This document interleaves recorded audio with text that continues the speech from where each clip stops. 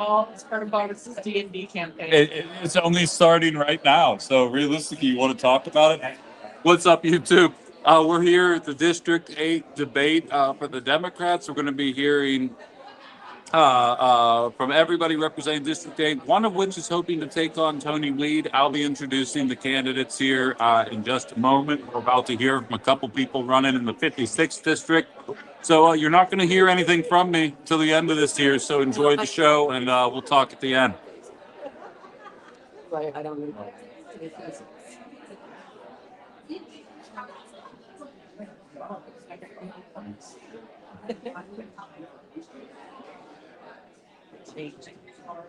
Hello, hello. Hello, hello, hello. We're about to begin the debate. How is this sounding for everybody? Can everybody hear? Yes. Okay, awesome. I'll give you a moment to grab a seat. All right. So first, I want to thank you all for being here tonight. We are all doing the most we can for the preservation of democracy and the well-being of our local communities. So you guys should all give yourselves a hand for doing that and showing up for your communities.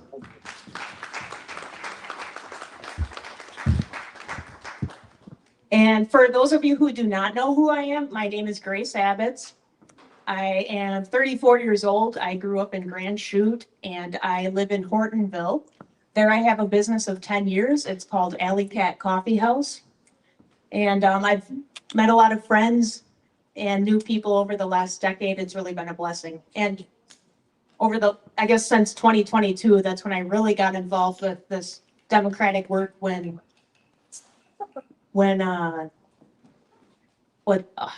Tony Evers was running against Tim Michels, and we made sure that did not happen.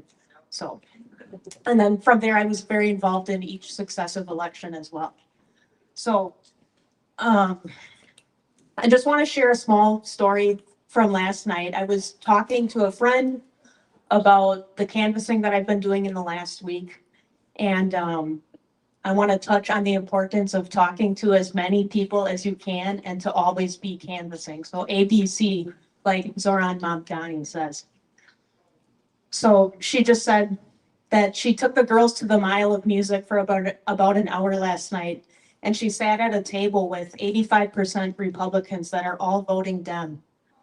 No one was placating, just listening, sharing articles and information. Kind of weird. There's a large portion of Republicans that have children and grandchildren who've opened their eyes to the complexity of what living freely today means versus their upbringing. They're finally feeling it financially too. So when I'm canvassing, I get how many people in this room have gone door knocking actually?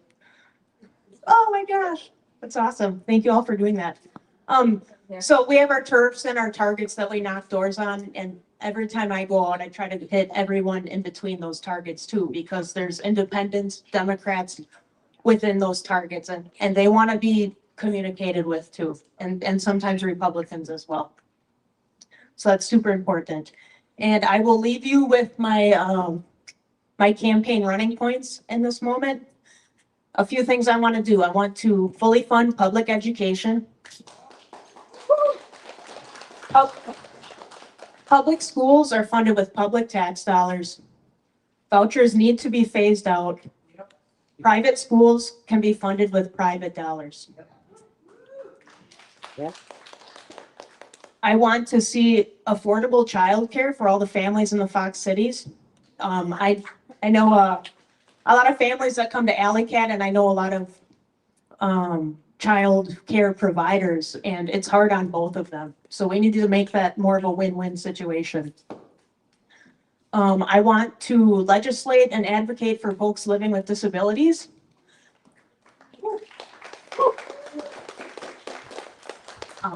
We all have friends and family that reside in that category. I'm a type 1 diabetic. Basically my entire life. I was diagnosed when I was a baby. So any diabetics out here, you know what that's like to carry. And I want to see no data centers in Wisconsin. We need to be protecting and preserving our resources and like fighting like hell to do that. And the last thing I want to see when I'm elected is that there will be an incredibly accountable level of leadership. We need to hold our reps accountable. I think that they've left us abandoned for a couple decades now, so that has to change. So, thank you very much.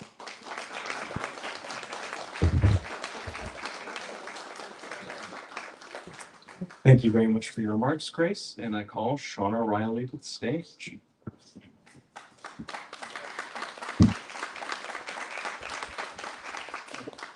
Thank you. I have to take my glasses off so I can see. Yeah, that age. So, good evening. My name is Shauna Riley, and I am running to represent Wisconsin Assembly District 56. Because I believe it's time for working people to have someone in Madison who's lived the same life they have. I'm not a career politician. I'm a factory worker. I literally stack cheese and drive a forklift every day. That's like my real job. I'm also a mom, a grandmother, and like so many families across this district, I spent my life trying to balance work, family, bills, and everything else that life threw my way. When I decided to run for office, I had very little support from anyone politically relevant. I leaned on my friends asking questions, learned as I went, and spent countless nights putting this campaign together. After working all day in the factory, I go out and canvas. So I'm a busy person right now because of all this. And so I know what working people, do every day. We figure things out and how to fix things.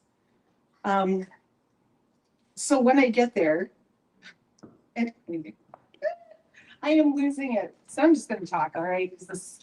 Okay. So the reason I'm doing this is my daughter was sick back in 2020. She was diagnosed with leukemia. So she was 17 years old. She's way better now. She's 23. So I had to figure out things. I didn't know if she was going to live or die. I was terrified. So I stood in front of the doctors and I only had 12 weeks of FMLA and a 2.5-year-long process of, treatments. So I had to do everything I could. There was a time where she was on a ventilator and we didn't know. We were so close to losing her. So I would drive from New London to Appleton to work all day, all the way to Green Bay, and spend as much time with her as I possibly could before I had to drive back to New London. So in that moment, I thought, I don't want families to have to do this. This is horrible, and we shouldn't be living like this. And I made myself a promise that one day I'm going to run for politics. I'm going to be in a position where maybe I can make change for people and they don't have to suffer like I have. So I've dealt with a lot of things in my life. I've lost jobs, didn't know where the next paycheck was coming from. My husband and I both lost our jobs like weeks within each other at different companies. So we had to go on Badger Care for a short time. And I'm so thankful that we had that because I had 3 daughters and I had no idea what I was going to do. So I was grateful for that. I spent 18 years at a factory that took everything away from us that they could. So I thought, you know what, this is why we need union, because there should be someone that stands up for us, and corporate greed and this and that is just horrible. So I believe in unions. I believe representation, all these things that I have lived through. What else can I say? Get her right to work too, please. Yes. But it's just all these challenges that I have faced through my life, which is exactly why I want to represent you in Madison, because I know the struggles that average families live through. My ex-husband's girlfriend decided to put him on a plane and send him back to me from Thailand with dementia. So for 2.5 years, I took care of him. He lived with me until it was just too hard to do because he was declining. And so now that he is in a facility, and now was the time to do this. Because back in 2020, when Kaylee was sick, And it led up to this point, me sitting next to someone at a Dems office asking me, do you want to run for state assembly? And I said, no. But then I remembered, wait a minute. I asked for this. I made a promise to myself to put myself in a position of power somehow to help other people and families that are struggling. And trust me, I struggle. Like I said, I work in a factory. I am not getting ahead. I just paid property taxes. I'm broke as a joke right now. So it's like, things need to change. We need to work on so many things. And I just want to be a person there for good in this world before I leave it. So thank you so much.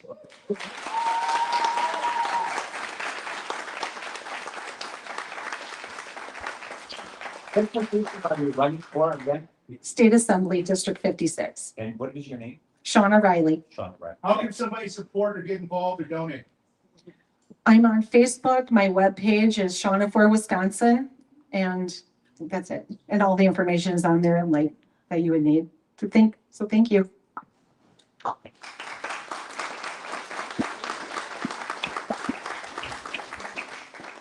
Thank you very much, Sean and Grace. And I also want to take a brief moment to thank everyone who was involved in volunteering for this event. It took quite a lot of work to put all this together, and I really appreciate all of it. I would also like to call the candidates to the stage. I will briefly introduce the format and the rules for the debate, and then we will go right into it with the rapid fire question round hosted here by Ben Kamenos.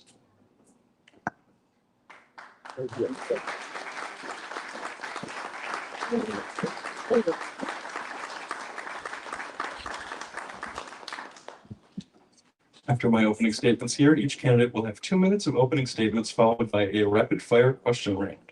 Our host will have rapid fire yes or no questions, and the candidates will answer yes or no with the red and green sides of their panels. After that, we will have the first round of formal questions. I will read off the question, and each candidate will have 1.5 minutes each to give their response. After each candidate gives their response, each will get an additional 30 seconds to offer rebuttal or additions to their answer. When a candidate has 15 seconds remaining, I will raise a yellow card, and candidates should wrap up their thoughts. When time is up, I will raise the red card to indicate that their time is concluded. There will be a total of 8 core questions with a 10-minute intermission halfway through. Feel free to get up and use the bathroom or get refreshments from the potluck, or please patronize the bar, but the intermission will also provide a break.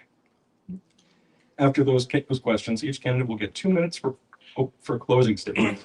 We will not have a formal Q&A session. However, each candidate may stick around after the debate for more face-to-face time and answer additional questions if they wish. Thank you to all the candidates and guests for joining us. And thank you again to our host, Carter Greats Bookshelf. With that,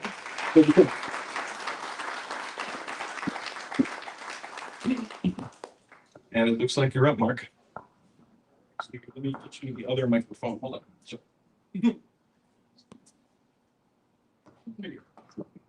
Okay, thank you, Fox Valley Young Dems, and thank you, Tardigrade. Thank you so much, everyone, for being here. I'm Mark Scheffler. I am a candidate for the 8th Congressional District here in Northeast Wisconsin, running against Trump-endorsed Tony Weed in the fall. He'll always be Trump-endorsed Tony Weed.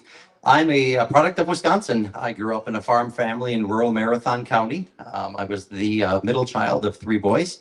Came to Lawrence University here, graduated with a degree in education, and started immediately in public service as a public school teacher. You know, I've been a lifelong Democrat. I started doing lit drops for Russ Feingold back in the day, and I've been supporting progressive causes and progressive candidates my entire life.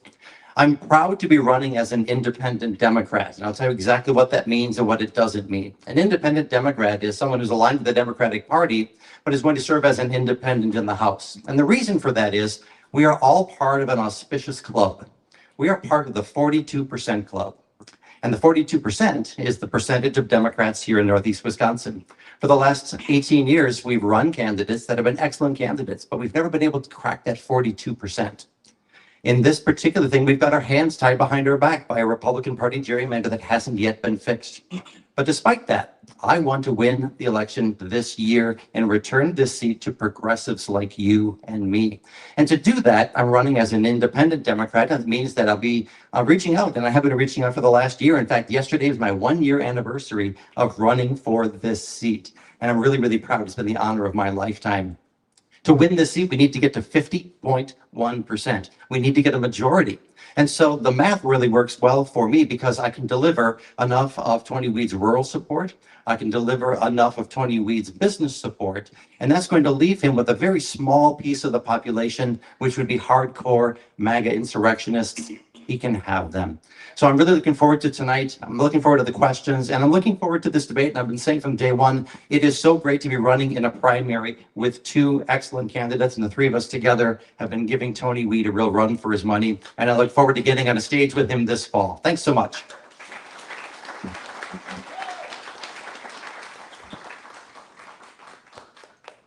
Hello, everyone. My name is Katrina DeVille, and I'm running for United States Congress in Wisconsin's 8th Congressional District. I'm a public-facing trans woman. September 16th, I'll have been transitioning for 2 years, so I'm very young at this. But when the need arises for greater things to be done, I will rise to them. I'm a Democratic Socialist. And what that means is I run for progressive ideas that we've wanted to have my entire life. We've talked about these things for the last 50 years, things like universal child care, things like Medicare for all, things like a living wage. $22 an hour is what this area requires to live. And that's what I'm pushing for. We've continued to elect ineffective leaders.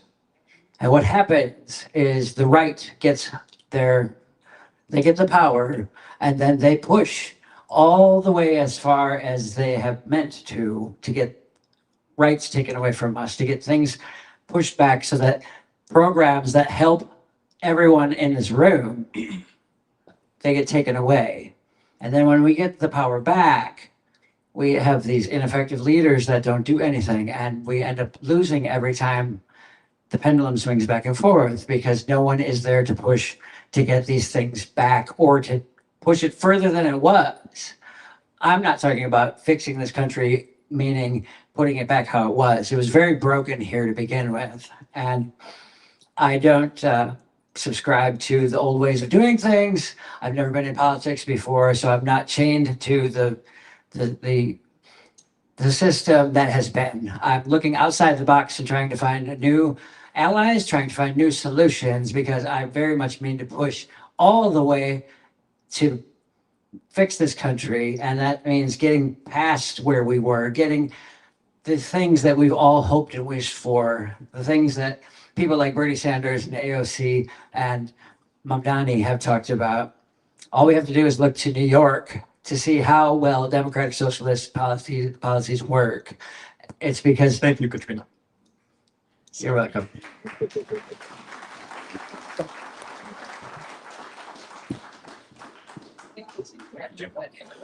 might have to get up here. All right. Hello, everybody. I'm Rick Crossan, U.S. Army Lieutenant Colonel, retired, and I'm running for the U.S. House of Representatives here in Wisconsin's 8th District. I stand before you, sit before you in a very comfortable chair, by the way. I'm the father of three, one of whom is himself a retired veteran, 4-time combat veteran. My daughter, my oldest daughter, runs, she's a CFO for a big philanthropic organization in Washington State. My youngest daughter is Broadway aspirations, is in New York City as we speak.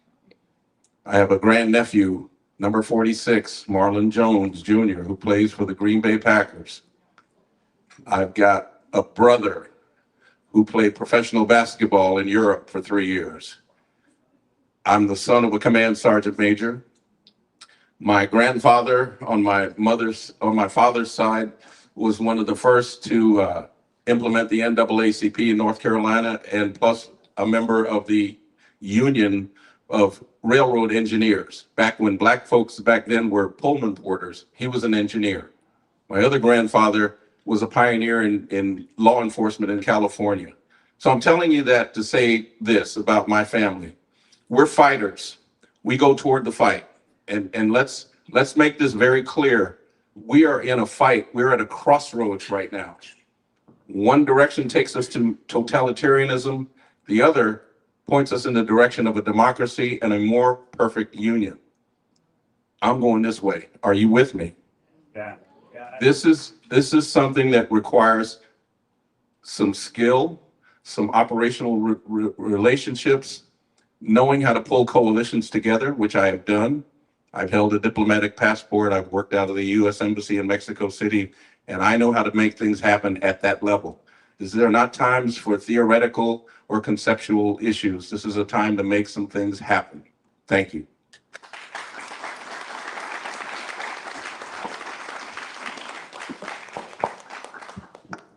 You might want to move the markers where the people can see them. Oh. And somebody in the front that either. I can stand. All right. I'll get this for a while. All right, guys, we're just about to kick things off here. I am Ben Cominos. I am the host of Outside the Box, political discussion 9 to 11, YouTube, Facebook, and TikTok. Used to be on the radio until just recently. Before we kick off the short questions, I just want to say I'm glad you said you've been doing this for years. Like, I swear to God, you were on my show back in like October. Is when I remember you reaching out. I had a chance to speak with Mark personally. I ran into Katrina at an event, speaking out against block cameras downtown Appleton, taking part in the community, which was absolutely awesome. And I meant to introduce myself there, and people never stopped going up to her. So I just bided my time and introduced myself today. And I had the luxury of meeting Rick at an event at a friend of mine's house and really getting to know how he thought in a one-on-one motion. All three of these individuals will be on the show later this week, but I have to say, our cup runneth over, regardless of who ends up coming out of this primary here today. So good luck to everybody, and I look forward to hearing your answers here. So without further ado, I have been tasked with hitting you guys with the short firm questions, which you guys have paddles in front of you. Green if you agree, red if you don't, and some of them will have layers to them, so be ready for that. Just keep the paddle up here. We're going to rapid fire it, and the first one's going to be, do you support a $15 minimum wage in Wisconsin?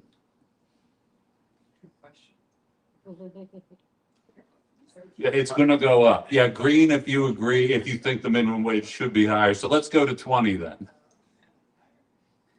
22, you said in your 25. Okay, wonderful. 30. 22 just get by. Oh, this is short answer, but I hear you. I absolutely hear you.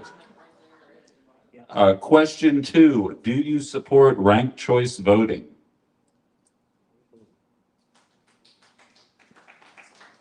Do you support getting rid of the Electoral College? Do you support keeping hyperscale and AI data centers out of Wisconsin? There's a qualifier to that. To this. I have to believe that'll come up. Do you support an increase to increase military aid to foreign allies? No. Do you support increasing military aid to foreign allies? Depends on the hour. Yeah, that's fair. Israel? No, Yeah, how Israel? no. Anyone in NATO? Depends on Okay. threats. Good to know. Yeah, that was a little more open-ended. Should artificial intelligence be strictly regulated by Congress? Yes. Do you support the USA reaffirming its support in the Paris Climate Accords? Would you put forward and/or back legislation that guarantees universal health care? Yes. Would you put forward and/or back legislation to impose term and age limits for Congresspeople? Would you put forward and/or back legislation to legalize recreational marijuana nationwide? About time. Would you put forward and or back legislation to reverse the effects of Citizens United?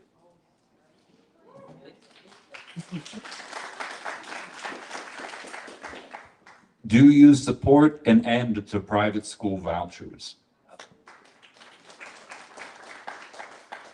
Would you support the abolishment of ICE?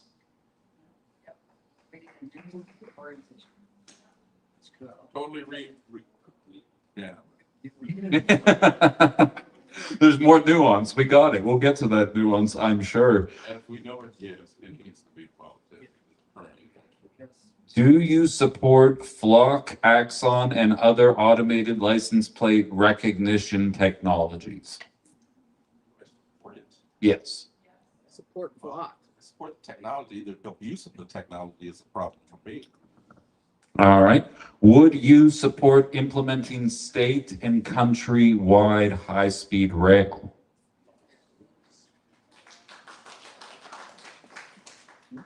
Will you support recognizing gender-affirming care as medically necessary? Do you support the proposed combining of U.S. and Israeli militaries? Do you support military aid to Israel given their actions in Palestine? We did get there. All right. Do you support continuing non-military financial aid to Israel? Non-military. Humanitarian, if they need it. Yeah. There will be some qualifiers to that. Would you support access to free post-secondary education and full student loan forgiveness? Will you support federally subsidized or fully funded universal childcare? Will you support the impeachment of Donald Trump if you are elected into Congress? That felt like a strong note to end it on there. That's the end of our rapid fire here. We're now going to get into more long form questions here. So, Alistair. Thank you very much for the candidates and the added nuance. I didn't think we'd get that, but I'm glad we did. I will move here into the first of four questions. We're going to do the first four questions and then we'll have a break. As a reminder, each candidate will have a minute and 30 seconds to respond, and then we'll pass the mic back for 30 additional seconds from each candidate if they decide to rebut or have anything to add based on the other candidate statements. Question one. What is the single biggest challenge facing Wisconsin's 8th congressional district today, and what makes you uniquely prepared to address this and represent the district? We will start with Mark Scheffler and move on to Katrina DeVille and then Rick Crossan, and then we'll pass back. I had a great opportunity yesterday to meet a gentleman that you've seen on the news quite a bit lately, Adam Kinzinger. Really a brave human being, regardless of what party he decides to be in or what party he was in. He's a courageous human being. He was asked that same question, and when I first thought about that, I thought exactly the same thing that he said. And two things were mentioned. The first thing was tribalism. Tribalism is just finding affinity with either a race or a nation or a political ideology or a political party or something like that. And so the conversation was actually really strong, and I actually agree with that. I think that tribalism is one of the things that really holds us back. I'm a member of the Wisconsin Farm Bureau Federation. I think I'm the only person running in this race who's a member of the Farm Bureau. And I get their little packet of policy priorities. And in that policy priority, it's universal health care, it's immigration reform, it's renewable energy, it's affordable housing, it's rural health care, it's all the things that progressives want. But this is a right-leaning organization, and it's the only reason it's a right-leaning organization is because, and when I asked them this question, I asked, when's the last time a Democratic candidate for Congress came and darkened your door? And the answer is never. And that's the thing we really do have to change. We really have to change that. That's one of the things. The second thing that I think is just really important is just corruption. And I would really point towards this current administration and those who have enabled this current administration to run roughshod over our protections, to run roughshod over our civil liberties. Those are the two things for me.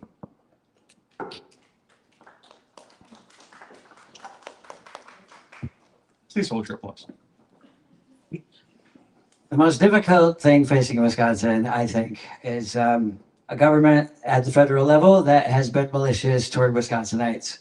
If we had a Department of Justice, they would be going around and getting after all these states that keep taking away people's human rights. Our Constitution is on fire. If you haven't been paying attention, or if you're not in the community that it's been targeting, I am in the community that it's been targeting. There's over a dozen states right now in the United States that I can't safely travel to. And that's the reality of where we're at. And Wisconsin right now, Wisconsin is at a position where Governor Evers and Josh Kaul have been the only reason why Wisconsin has not become Texas 2.0 for trans people, for LGBTQ people. We are the first ones that they come after. So this hatred from the federal government and this targeting stays very immediate for me because it's every day. But I realize that this hatred and this oppression that they try to do, we're the beginning of it. We're the canary in the coal mine. The things that they will do to us are the things they have planned for everyone. And if I don't stand this ground with my life for all of you and myself, no one's going to. Like, this genuinely is my life or death moment. It's win or leave the country, basically, for me. Because, like, if we get Tom Tiffany, it's, yeah, no kidding, boo. And yeah, we need to get behind whoever is the gubernatorial candidate, but like, people at the federal level get forgotten, and we can have a great impact on all of this. Thank you. Well, the biggest single issue that I'm hearing from the people of Wisconsin is economic instability and the war. And they're all intertwined because at the root cause of this is an ineffective leadership at the federal level, and a Congress that has acquiesced its accountabilities and responsibilities as that check and balance. We got to get that back. We've got to bring this thing back and put it in a direction that moves the country forward. The cost of food, the cost of fuel, healthcare costs, childcare accessibility, housing, you name the issue, and it's about affordability. That's what I'm hearing. That's one of the things that we're going to put some significant amounts of energy toward to move this thing forward. So those are the biggest issues that I'm hearing. Thank you, Mr. President. Let's pass the microphone back to Mark Scheffler for his 30 seconds, and then we'll go on from there.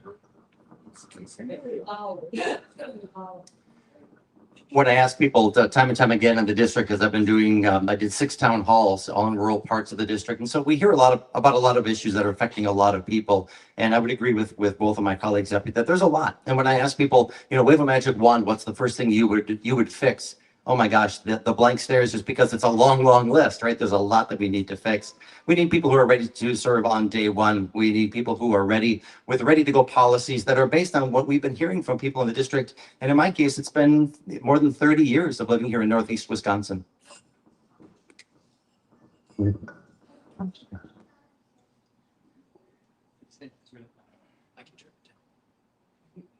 you turn it down a little bit? Check.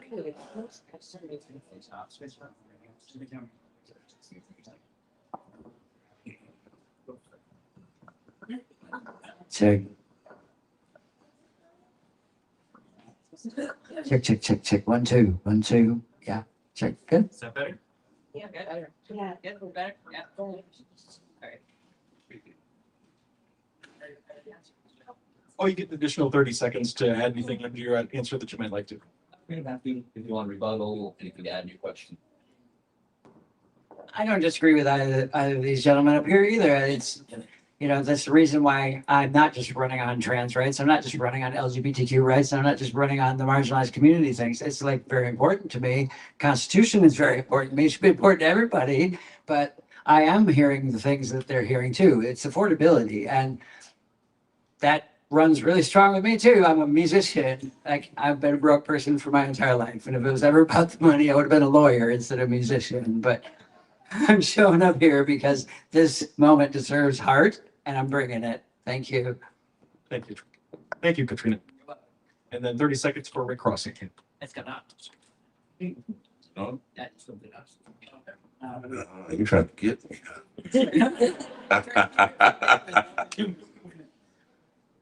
I've got, and this is not Rick Crossan's ideas and priorities. This is from talking to everybody in this district. There are over 28 critical key items of which I am aligned with, and we're going to move forward. I don't have the luxury of picking the top 3 or the top 5 because as your congressman, it's my accountability to address all of those issues that are important to you.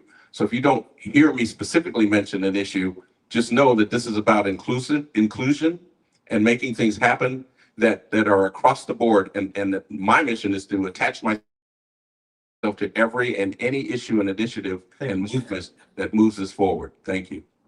And then the next question will be Katrina DeVille. I left it on.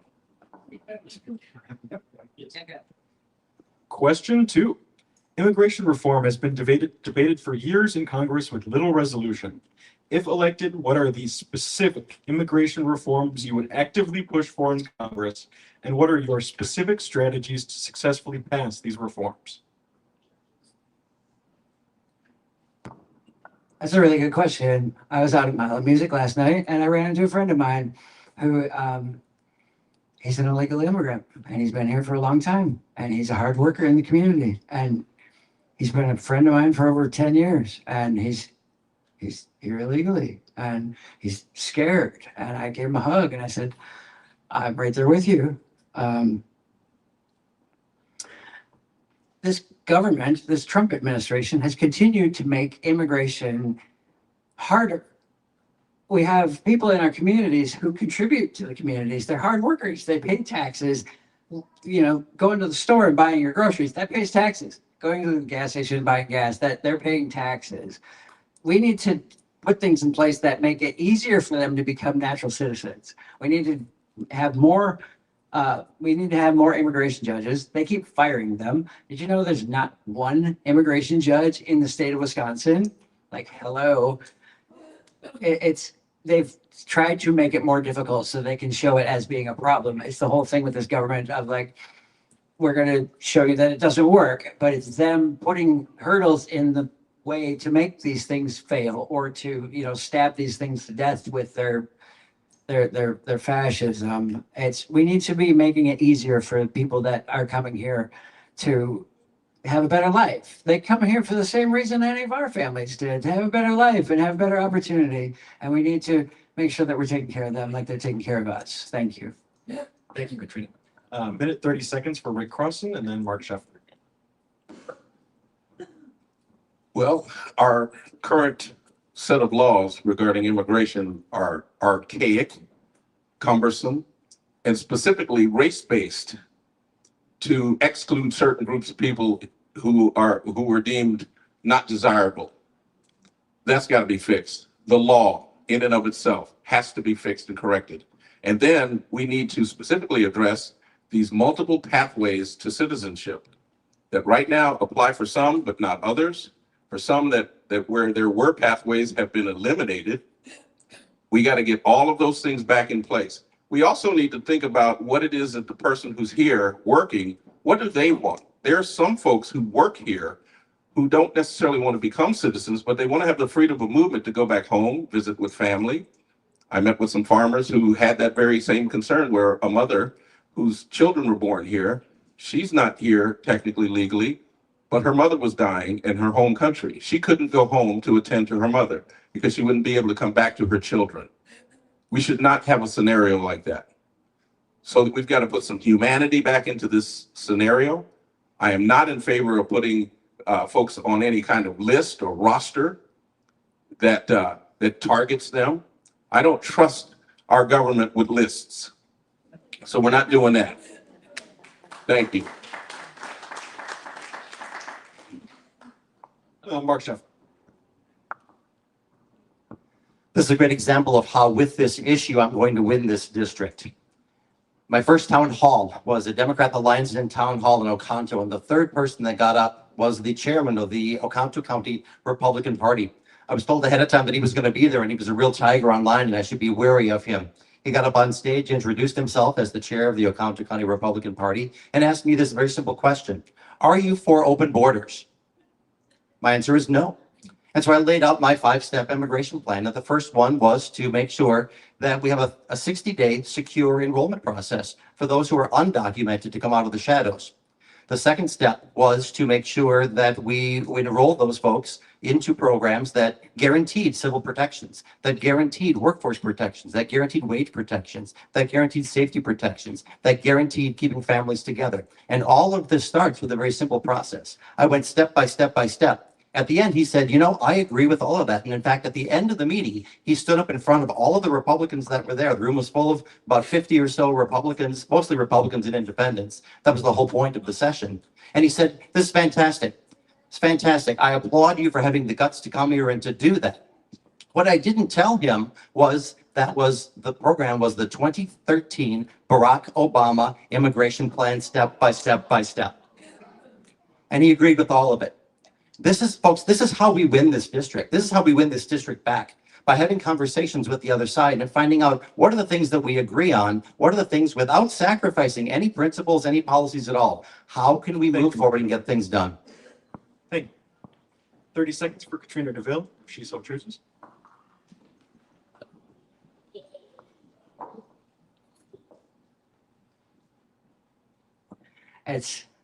We need to make things easier for people to become citizens. That my family came here. Every person that I know that came here, we came here for a better life, and that's what the majority of immigrants are coming here for. They're not coming here to do illegal things. They're coming here because they see opportunity. They see how the America that we've known, it's helped families to become better, and it's helped people to have better lives. And I don't think we're at that point right now. I think we all should be trying to make places better than we found them, and that's why I'm showing up. Thank you, Katrina. 30 seconds for Rick Crossan. All right. I'll reiterate, I'm not for putting anybody on a list right now in this country. There's no way in hell I would do that or support that, because it can be abused. It has been abused. And we've got folks now that are separated from their families as a result of existing lists that are there. So we got to change the law first and foremost, and put the processes in place first and foremost, and establish those things. And then we then go through the process of saying yes to people who want to be here, to want to be part of this American dream. And you can keep the microphone, because Rick Crossan, the next question is for you. All right. Oh, of course. Yep. Sorry about that. Yep. Mark Scheffler does actually get 30 seconds. Sorry about that. And 30 seconds. How many of you have seen any Republican attack ads against our gubernatorial candidates? That's one of the things they talk about. They talk about open borders. Again, the chair of the Republican Party asked me point blank, are you for open borders? I said no, and I laid out my step-by-step process. And it does start with an enrollment process. If we don't answer that question properly, it leaves us open to a very convenient argument. If we don't know who's here, if we don't know who we want to enroll in a safe process, who we want to enroll into legal protections, who we want to enroll in a path to temporary protected status or permanent residency or even citizenship, if we don't know who's here, then they're going to attack us for being in favor of open borders, and that's an automatic loser. Thank you for that, Mark. And sorry, now Rick Crossan, 1 minute, 30 seconds. You keep talking, Mark. Oh, sorry. The next question. Oh, sorry. No, you're perfectly fine. I thought this was a rebuttal to that one. I'm not here to placate the Republicans. When I go talk to these Republicans, I go from a position of strength. They don't have any more power than we do. We are the people. So I don't go with hat in hand trying to placate them, and I don't modify my story to win votes. I talk to every Republican that's there, and when I'm talking with them, they'll say, Rick, we're going to vote for you. So I'm sorry, No, you're perfectly all right. this isn't tailoring a scenario here. We got to win this thing and be genuine about what we're going to do.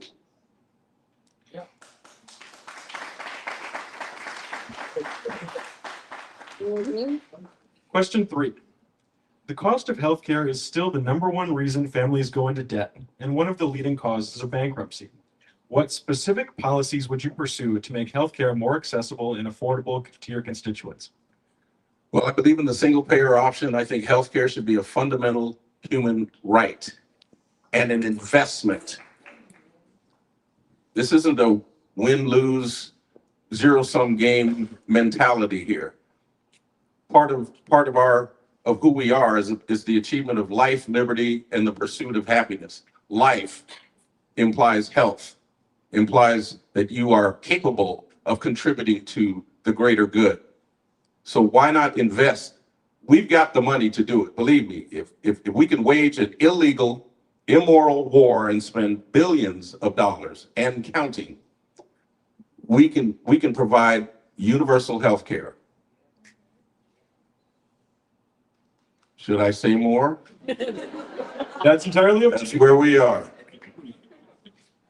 Thank you very much. A minute, 30 seconds for Katrina DeVille.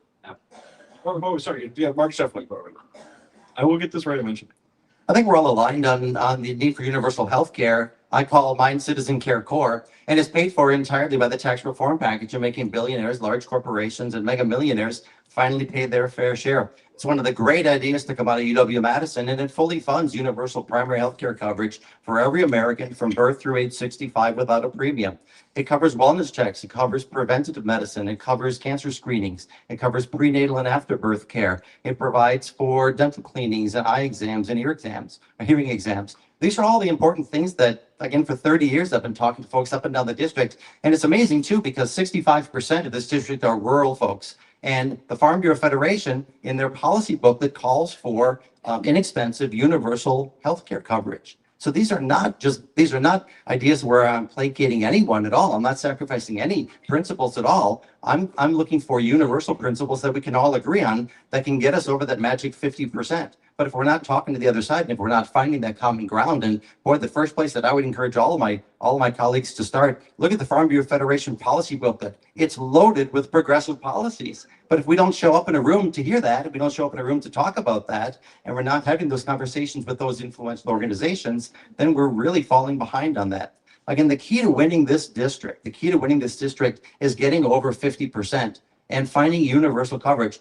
Again, I think we're all part of the 42% club. We've gotten to 42%, no problem. The question is, who can get us over 50%? And I think I'm the candidate that can do that because I've put in that hard work already.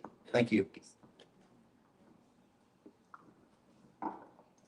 3 words: Medicare for all. I would like to see private for-profit insurance companies stripped out of the system. They are the root of our healthcare system right now, and they're over 1/3 of the cost of our healthcare goes into the profits of those companies.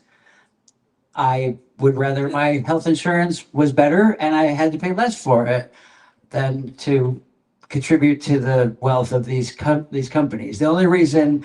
The only thing that United Health has to do with health is the word in its name. They deny people procedures that need to be done, and it's putting profit over people needs to stop. That is my baseline is going after these insurance companies. Is it going to be a difficult thing? Absolutely. They're going to fight tooth and nail. Doesn't mean that shouldn't be done. Everybody should have healthcare in this country. As the richest nation in the world, there's no reason why, if you look at like the FEMA competition, there was 48 nations in there, and there was one that didn't have universal healthcare, and it was us.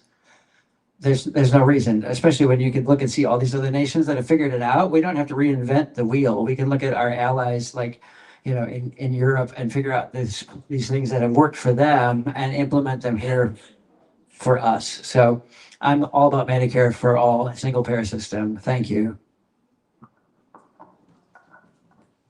30 seconds for Rick Crossan.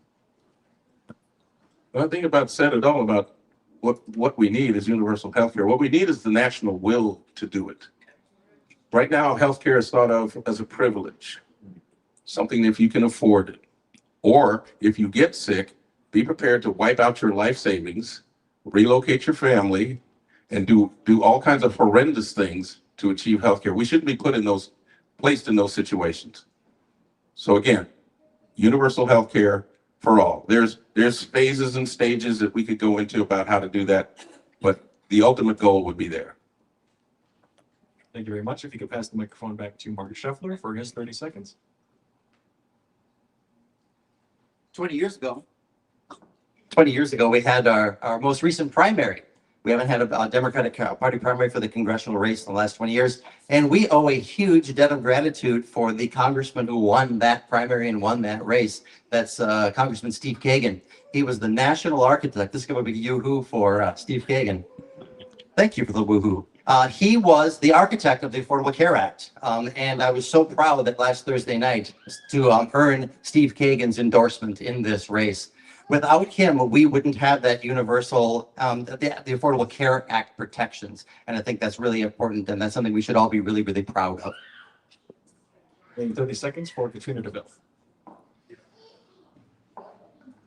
I sit here on Badger Care, and I can tell you it works exceptionally well from first person perspective. I've had to rely on these programs because I'm a poor broke musician. This is the truth of it.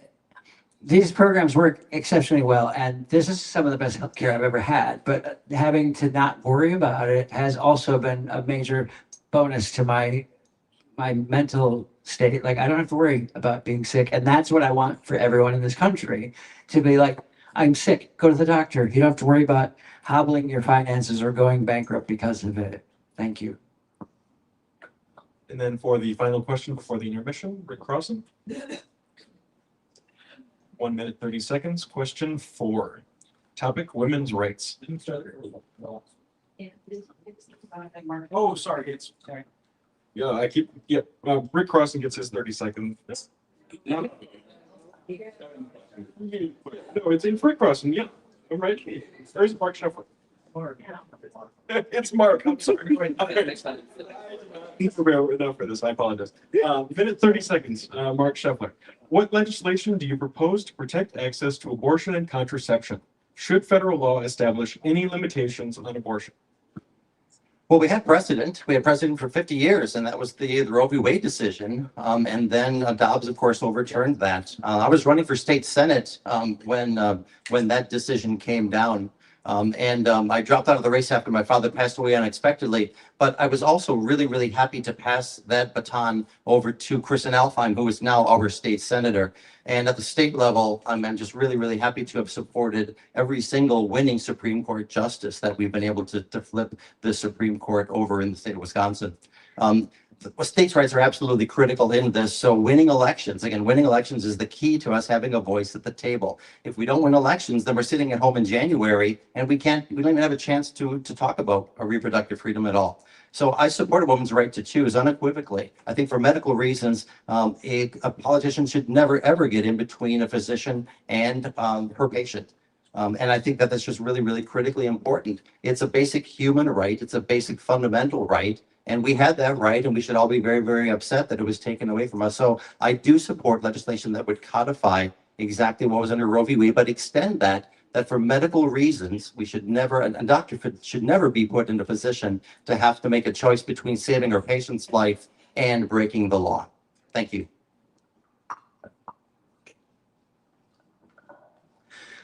I believe we should have body autonomy in this country. As a public-facing trans woman, I understand both sides of the misogyny that exists in the United States. I understand the male perspective and I understand the female perspective because I've lived both. And it's been an eye-opening experience to understand how much this machine is positioned to favor the males. And it's infuriating to see rights threatened for women. Just like Mark said, we've had precedent set in this country for years of Roe v. Wade. And I think I would like to see body autonomy set, because I don't think our government should be involved in medical decisions for our lives. I think we should have the ultimate say of what happens to our body and our health. And I think not only is it cisgender women's issue, but it's also a trans women's issue, and it's also a disabled person's issue, and it's also an elderly person's issue. If we can align all of us on these same things, and like seeing that there's all different degrees where the government's going to try and stop and say, you can't do that, and it's like, even like assisted suicide, falls into that same thing. And if we can all align on these things and see like we're not different from one another, then we can come to a point where we can agree on these things and we get this passed for the people of the United States. Thank you.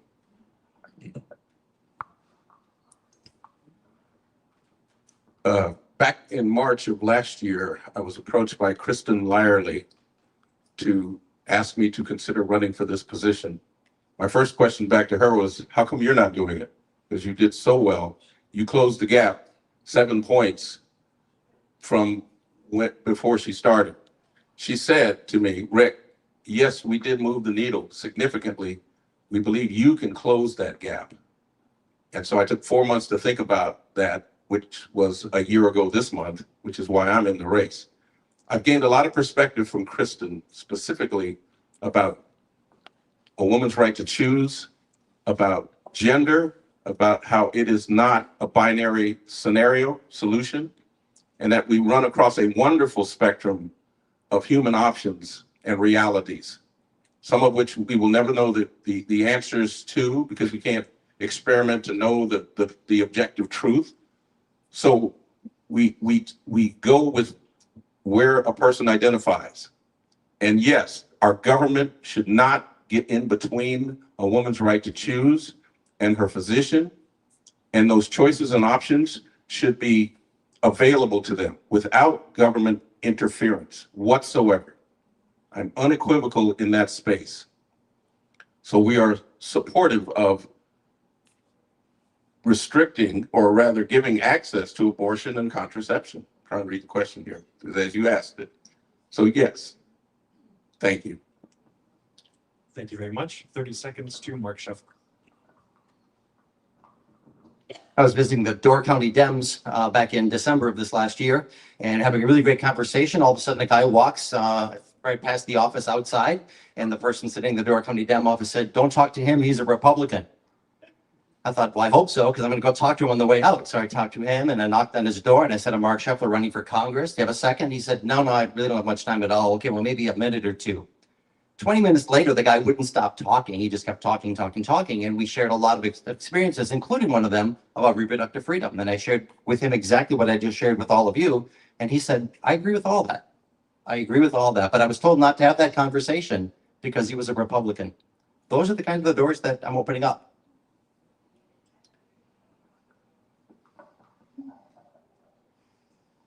I would not be sitting here today if it wasn't for our healthcare system in this country. I have gender dysphoria. I have attempted suicide 3 times in my life, and this has made my life incredibly much. I mean, it's made my life so much better. And I am showing up here because I saw the detriment that this government is putting on all of us, and I felt compelled to stand up. No one asked me to show up. I showed up. I pushed my entire life aside because I believe in Wisconsin and I believe in standing up for the right thing. And that's why I'm here. And that's why you're not getting me to stop. Thank you.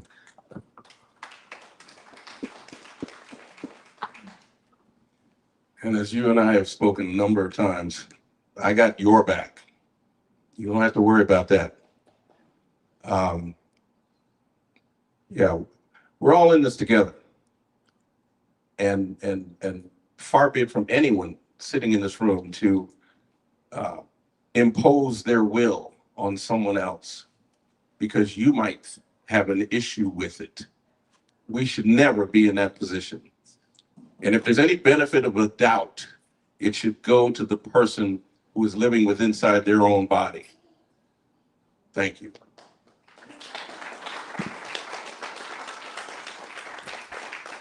Thank you very much to the panelists. We'll have a short 10-minute break, and then we will get right back to it with question 5, starting with definitive. Thank you very much.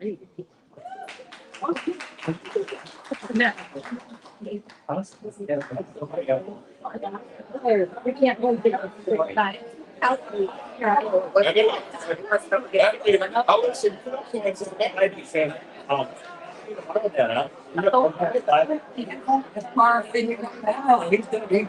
No doubt about it. Yeah. I got it. I can hear you. I'm gonna do that. I'm gonna.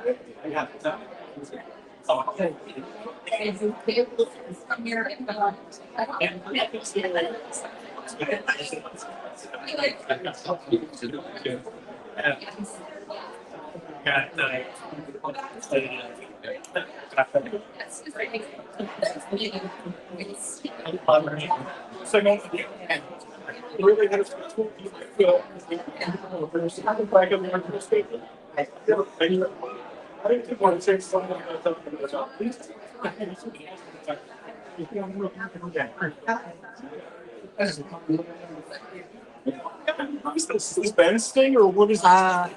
Oh, it is Ben's stream. Hello, Ben.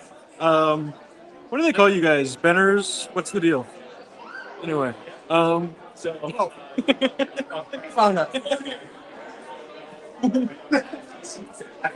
See you guys around.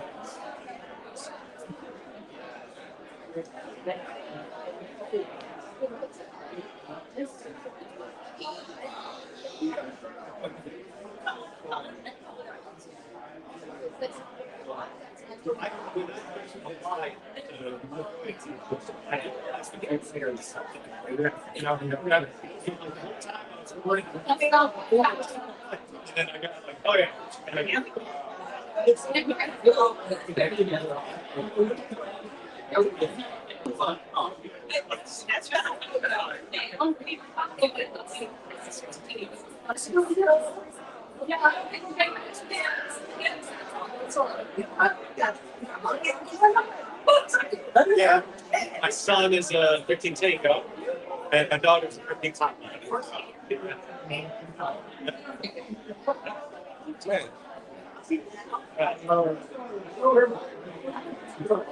Oh, I mean, it's so it's right. There, I was, we made my mom with and then person, I interact, and they go. So, in Alabama, I played school that with the with, so Irwin, and a few weeks, was it local? Well, oh, you're okay, no, I assumed you were single, but no, I was in after this day. But dang it. Yeah.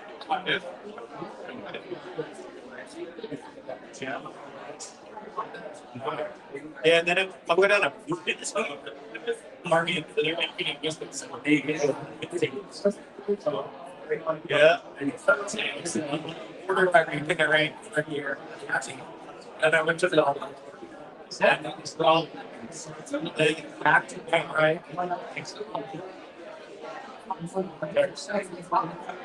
Yeah.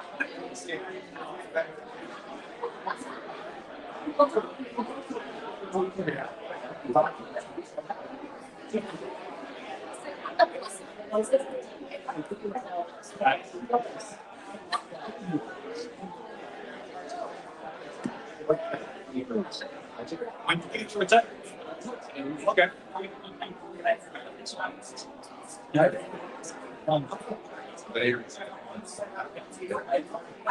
And I was also this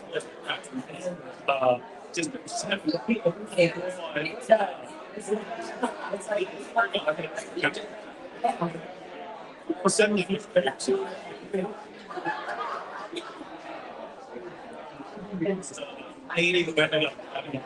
I think that's and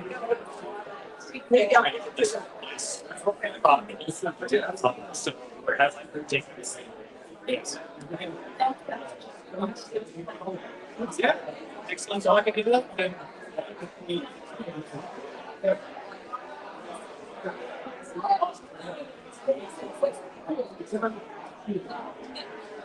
Hi.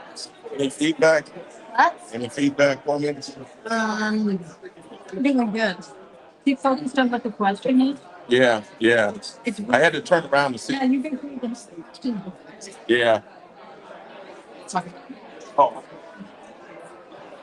Oh, sure. Oh,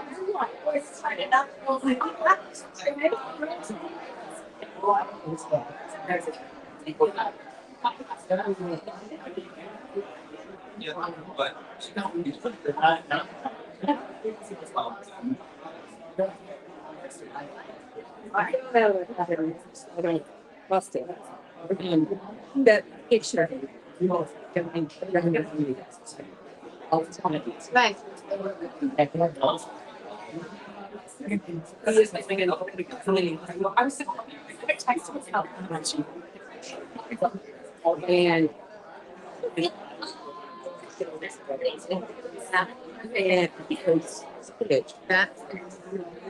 And that and yeah. Right. That's gonna be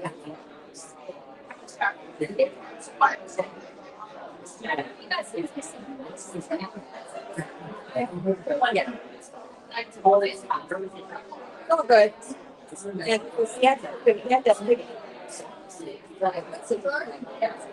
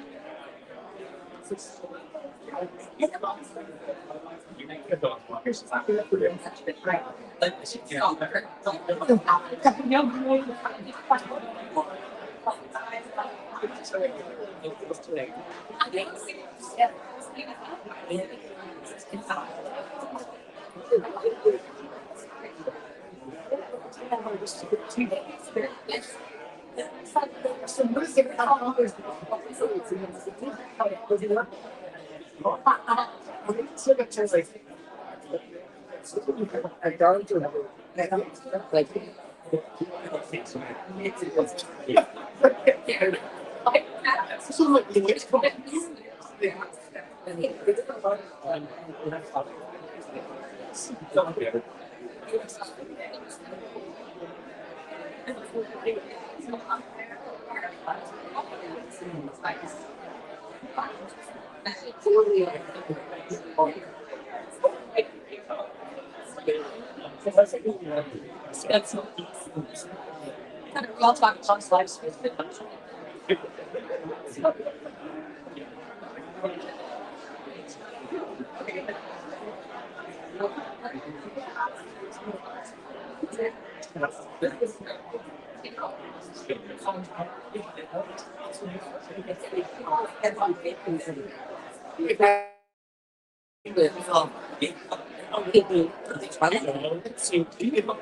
life. Okay. So I used to have there's so oh, be careful. Well,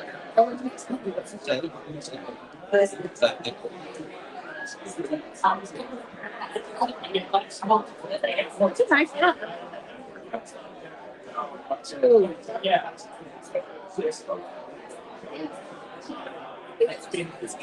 I thought so. I just did.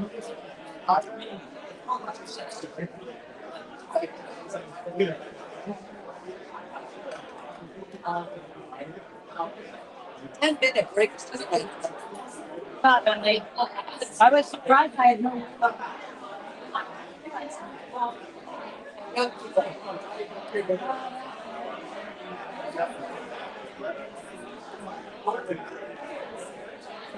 I I can only do so.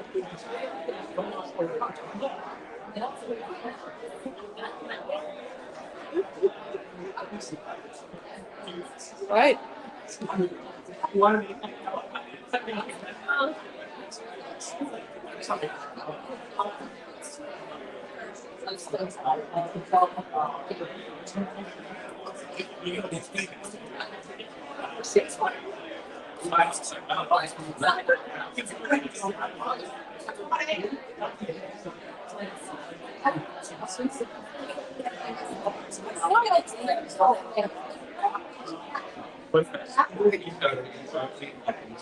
Wait, your seats. Thank you. Thank you. Good advice. Thanks.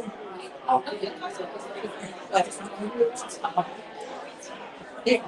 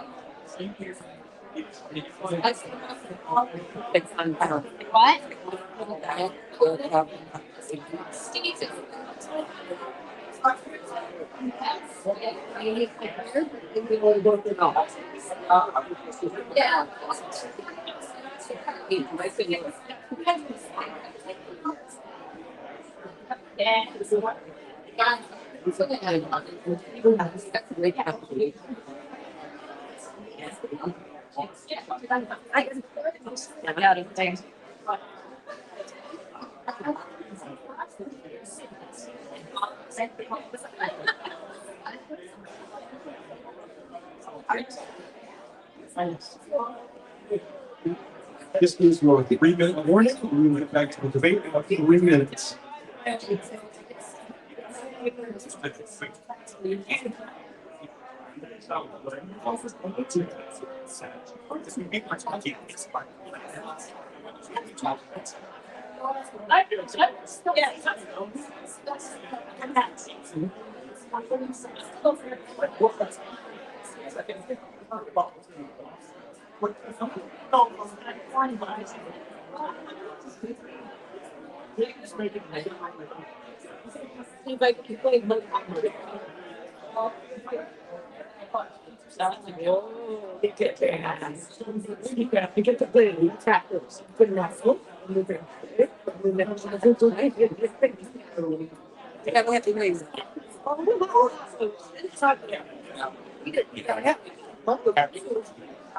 This is your 2-minute warning, and you will get back to the debate.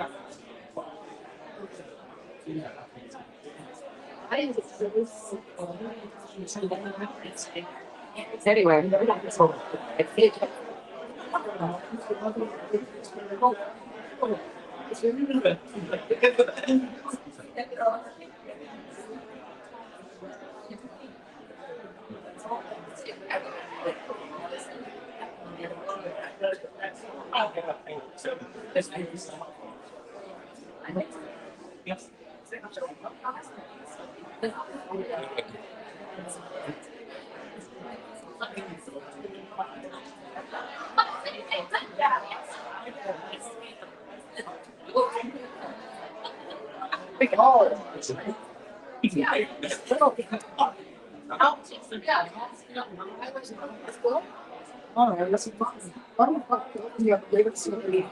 Given this is like, well, 20 or one.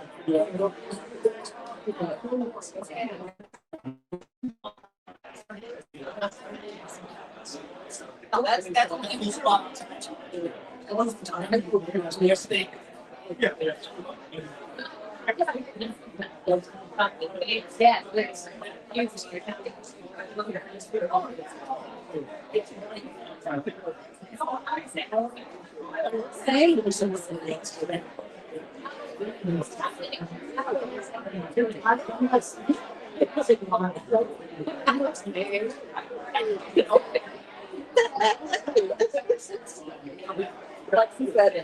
Yeah.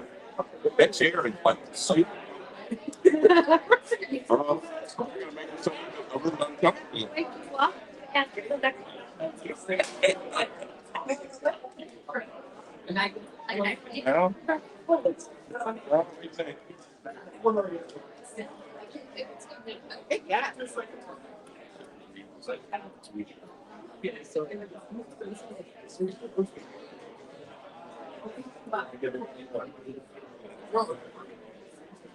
If I could call the candidates back to the stage for the second half of the debate. Thank you very much.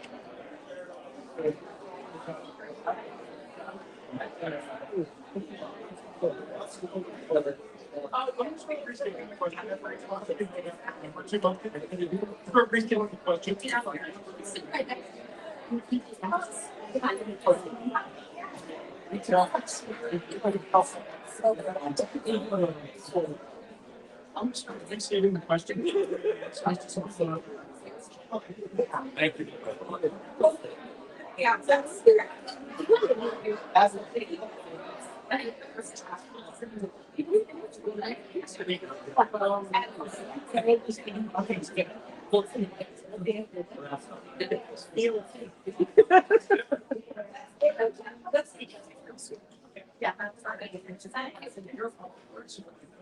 They by me, that's bigger. All right, we're going to go back and get started. This next question will be for Katrina DeVille. I'm going to ask for quiet from everyone, please. Thank you very much. We will start with question 5. Would you promote the formation of workers' unions and build strong legal frameworks for their struggles against the 1%? What work, if any, have you done with unions in the past?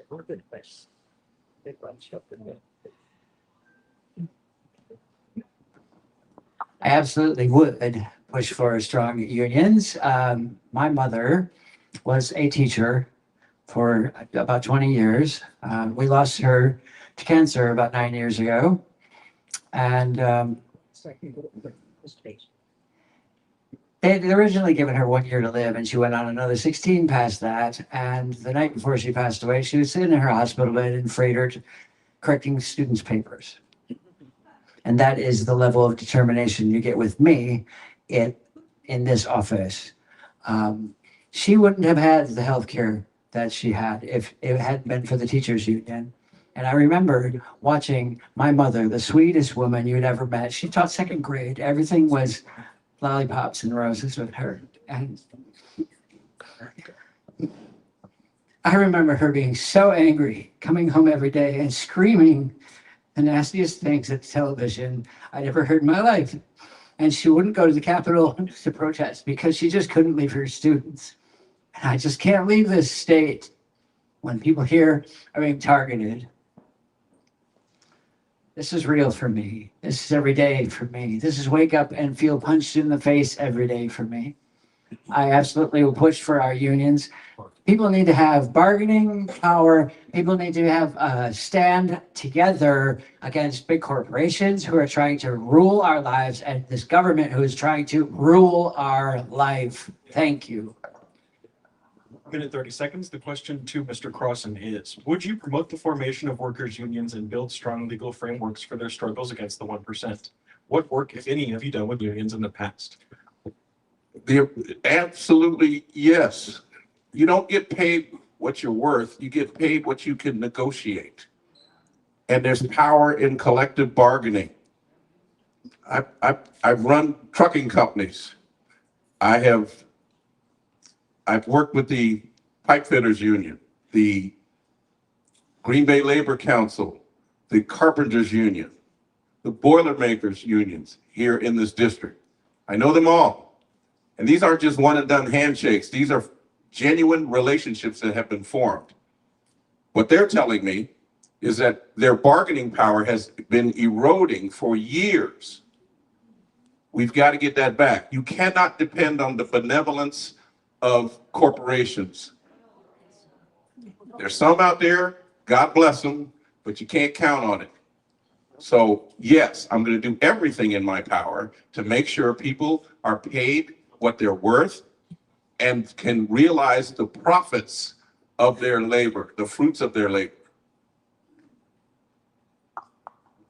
Thank you very much. Minute 30 seconds to Mark Scheffler. The question is, would you promote the formation of workers' unions and build strong legal frameworks for their struggles against the 1%? What work, if any, have you done with unions in the past? So my parents were both the first in their family to graduate from high school, and they went to work for a company called GTE. You might be, some of the older folks here, experienced folks might remember GTE. Well, they were both members of the Communication Workers of America, and it gave them good wages and it gave them healthcare protections. And I bring that up only because on the Friday Memorial Day weekend in 1978, it was our first time going camping in the new pop-up camper that we had gotten. They were so excited to get going. We got up north of Woodruff to a little place called Mercer. Got up there, and my parents sent me and my brothers off to the playground. And I completely ruined the whole weekend, fell off the slide, broke my arm. And so there was a sea of traffic going north on a Friday Memorial Day weekend. There was one ambulance going south. They almost had to amputate my arm. They couldn't find a pulse in it, but the surgery was great. Healthcare was great. So it reinforces the fact that we need really great healthcare. But also, my parents didn't lose their life savings because of this accident. And that was really remarkable. I'm the only person on the stage that's been a member of a union, I think. I was a member of the Communication Workers of America. When I worked my way through high school, I worked my way as a janitor. And then later on, I went to work for that same phone company that my parents worked for. And so I was a member of the Communication Workers of America. When I was a public school teacher in Kenosha, I was a member of WEAC, the Wisconsin Education Association. And that first year, we were working without a contract, but they kept negotiating and negotiating and negotiating. And then in my second year, we got back pay for that work. So yes, I would absolutely support unions. They're critically important, and I've been a member of two.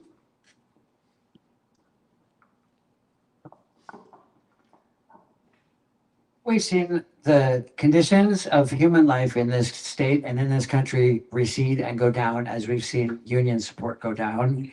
I think it's no confusion that they are related. People in this country need to have leaders that are standing up for them, and that means leaders at the congressional level, but that means leaders at the union level too. And we need to, like, the Democratic Party has always been the party of the union, and I support that 100%. And it's all about giving people a bigger voice, more power against oppression. Thank you. Just like anything else, you come into a situation from a position of strength and power, authority, and everything that goes into making sure that you have leverage to get what it is that you need and what you deserve. That's what unions bring to bear. So I'm all in favor of strong unions. They, more than any other group, represent the people. And this is all about power to the people.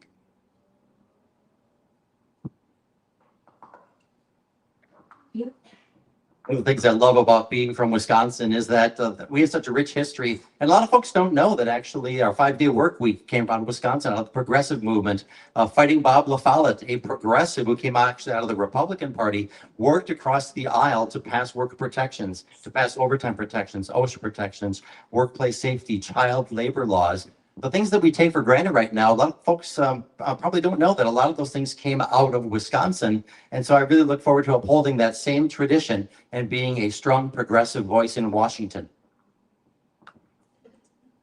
Perfect. Thank you very much. Question 6 will go to Mr. Crossan with a minute 30 seconds. Question 6 is, what is a position held by a significant portion of the Democratic Party that you disagree with, and why? This is easy. It's not hard. There's absolutely nothing wrong with being a Democrat. Nothing. We shouldn't go in with any kind of qualifiers or set ourselves apart from the party. I'm still wondering why this concept of an independent, some sort of a maverick, standing outside the party is desirable. I'm one to fix things from within. If I didn't believe in the concepts of this party, I wouldn't be part of it. It's why I will never be a Republican, because that's an exclusive group, exclusive. And they only let you in if you quote unquote know your place. There's no way in the world I would sign up for something like that. I'm part of a party that starts with the premise that we are all equal, that nobody enjoys some sort of hierarchy advantage, that nobody signs up for these false concepts of superiority, that some group is superior just because of who they are. I categorically reject those. I never came into a situation thinking of myself as a victim, and I'm strong, confident, and competent to get the job done. Now, are there issues of communication and us having a strong, repeatable message? Yeah, but we own that. We got this. Thank you, Mr. Crossen. It's a great question. It's actually a question as an independent Democrat that I've gotten quite a bit. And the answer is just really, really simple. I don't like losing in a gerrymandered district, as we've done for 18 years. I'm a loyal Democrat. I've been a Democrat my entire life. I'm a member of the Democratic Party. I'll always be a member of the Democratic Party. I'll always run as a Democrat. To say otherwise just really flies in the face of logic. I've never been a Republican. I'll never be a Republican, just for exactly the reasons that Rick said. So I agree 100%. But we have to win elections, and we don't do the trans community any good, the LGBTQ community any good. We don't do immigrants any good. We don't do the rule of law or climate change or the environment or any of the things that we really care about if we're sitting at home in January.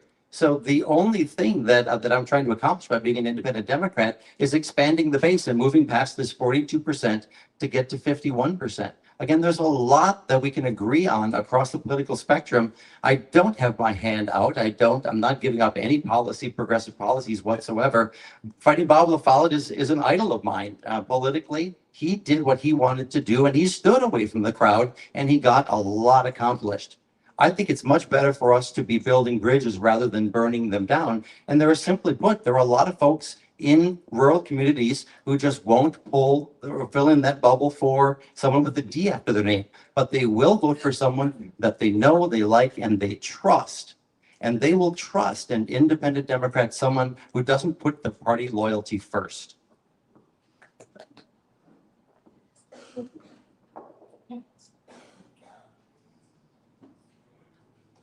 I have a hard time deciding what has been a greater detriment to democratic policies in this country, whether it's the move towards centrism in the Democratic Party or the actual Republicans trying to take our rights away. There's a reason why I'm running as a Democratic Socialist. It's because I don't believe in the centrists in the Democratic Party, and I know a lot of people don't in this country. As we've seen over the last 30, 40, 50 years, Democrats promising things would be done, and they haven't been done. And then you look and see, you scratch the surface and find out where the funding is coming from, and oh, they're getting this funding from the same places that the Republican side is. It's like two wings of the same bird. And I'm running in this race because I don't care about the money. I don't care about the policy. I'm not looking for any sort of credit. And like, I won't subscribe to the way, well, it's always been done this way, so you have to do it this way. No, things haven't been accomplished by doing it that way. So you have to look for new solutions if you want a new result. And that's why I'm showing up. And I think that aggression is missing from the Democratic Party. We've been too spineless on things, and we've just let the right keep taking things away from us. And it's time to put our foot down and say, no, we're not doing it anymore. We're not going that way. We're actually going to have the courage to stand up and say, no, we're better than that. Everybody in this room deserves that sort of fight. Thank you. 30 seconds for Rick Crossen. All right. I think anybody who's running as an independent should have the courage of their convictions to run as an independent, if you truly believe in what you're saying. I don't believe in using this party as a vehicle to get you somewhere. You basically alienated yourself from every Democratic voter by calling yourself some qualifying element of Democrat. We've got to be clear and concise in who we are. We've got to be equally clear about what we're not. And we've got to have a repeatable, sustainable message. And you'll know you're one when other people are telling your story. Thank you, Mr. Crossen. Yeah, I'm really so glad that you brought that up because I do get that question quite a bit. And you're right, running as an independent, if I were to run as an independent strategy, it would absolutely be a winning strategy for Tony Weed. Because I would split the Democratic vote. Whoever wins the Democratic primary, if I were running like Mark Becker is as an independent for the state Senate, we would be splitting this vote and it would be a wild, crazy dream of opportunity for the Republican Party. We'd be handing it back to them. So when I hear this, I think that people just really haven't thought this through strategically to understand that we would be giving this seat back to the Republican Party, which is something that nobody in this room wants. Thank you, Mr. Scheffler.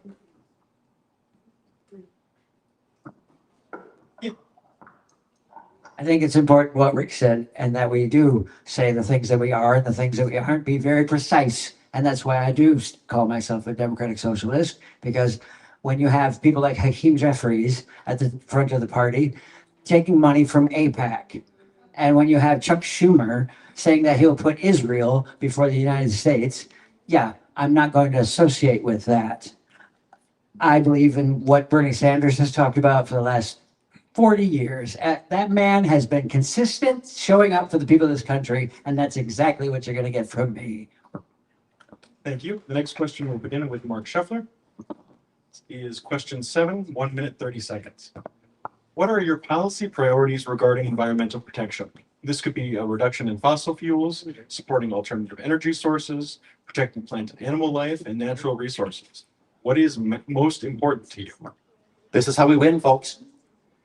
Like I said, I'm a member of the Wisconsin Farm Bureau Federation, and I'm the only one on this stage that has a well thought out and well documented and published plan for agriculture. It's not my plan. It actually builds on the outstanding work that they're doing at UW-Madison in their advanced agriculture program.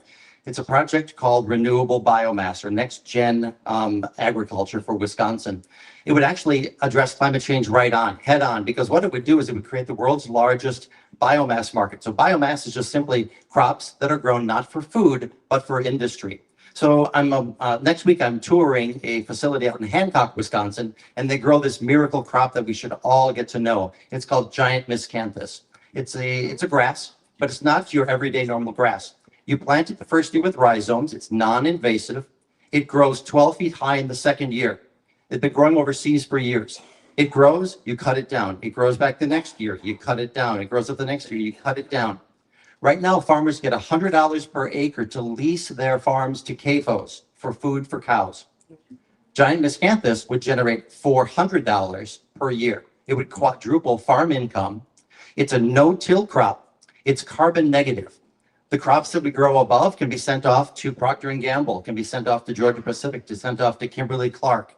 I met several engineers in the room, some chemical engineers, and this is a miracle crop. So it's being developed by UW-Madison. It's the key to climate change because it sequesters a carbon underground while making energy carbon neutral that could power Lambeau Field, our AI data centers, and keep the lights on here in Appleton. 1 minute, 30 seconds to Katrina DeVille. The question is, what are your policy priorities regarding environmental protection? This could be a reduction in fossil fuels, supporting alternative energy sources, protecting plant and animal life and natural resources. What is most important to you? I think we need to be moving this country toward green renewable energy. This whole idea that this administration has done to push us back to the era of fossil fuels and coal, like, come on. Nobody in the world, aside from Trump, believes that that's a viable end game. It actually costs more to be pushing fossil fuels. There's so many new technologies that have come that are exciting to me. When I heard about there's a company in Europe that developed solar panels that are transparent, and they literally look like a window. And you think of the possibilities of all the buildings everywhere that could be switched out, these windows with these transparent, 100% transparent solar panels. Then you start providing your own power. This is something that I really paid a close attention to when I went to Kaukauna about a week ago too. I was totally unaware of this because I've not been a member I've not lived in Kaukauna, but they own their own utility there. It's socialism right there. And the cost of Kaukana's electricity is half of what it is everywhere else because they've owned their own utility company since 1912, and like all the revenue that is made, it fixes the infrastructure instead of going into profits of a privately owned corporation. So these are things when I start to talk about like democratic socialism, we want to try and have the effects of what keep people alive under everyone's control to make things cost less for everyone. We are all about renewable energy, renewable sources of energy, solar, wind. We are, I've looked at this biomass conversation and it's not a simple binary solution. You're asking farmers to stop growing their cash crop and switch to a solution that doesn't have a market for it. I'm a business person. I'm about supply and demand and supply chain management. So that particular solution doesn't have a market. And it's so, and the most viable biomass product is waste from landfills, not growing the crop. You still have to burn that or create the energy to get the fuel. So I'm not for that. That contributes to the existing problems that we're talking about solving here. So I'm for some realistic focus. Right now, that current regime has taken us away from any conversation or movement towards renewable sources of energy. We've got to bring that back. Congress has that responsibility to do that. I'm not about creating some issue that seems to fix a problem, but simply moves the problem. So we got to resolve this in ways that move the country forward. Thank you. All right, and then Mark Scheffler gets 30 seconds to respond. Nobody asked American farmers when we should go to war in Iran, but it doubled the price of diesel fuel. It doubled the price of fertilizer, increased seed costs, and of course, everything else is going in price as well. The simple fact is that most farms are going to be solvent by the end of the year at the current trajectory. You talk about cash crops, but corn is a cash crop that actually is losing money this year because the implant costs were so high. With renewable biomass, and I really appreciate that we said the word biomass. It's the first time I've heard anyone else use this word in the last year. But it's a really important concept because it not only gives us a real head-on issue in climate change, but it also gives us the winning issue to help rural farmers in economies. We've led the nation in farm bankruptcies for the past 20 years. We've lost half of family farms in the past 10 years. It has to stop, and it can stop now. We've got AI data centers being put up without guidelines, and they are having a detrimental effect on our grid system.